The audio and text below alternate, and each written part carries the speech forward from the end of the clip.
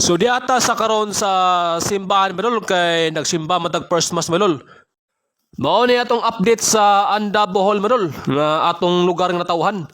So shout out ko sa mga taga Anda Bohol nga tunas lang lugar, tunas abroad o tunas lang lugar ba namin yo. Pinagi na kong video madol, makita mo madol. Mao ni nga atong update karon. Og dili mo mingahon sa inyong lugar na tawhan madol. So shout out ko tanan sa kita sa kong video. Mao ni madol, di ada sa kwan, Kinali Beach Bar. So daghadyo mga ligo ron medol kay Domingo man medol. Daghang taga Bohol nga lain lugar ba nga moari medol kay mga ligo medol.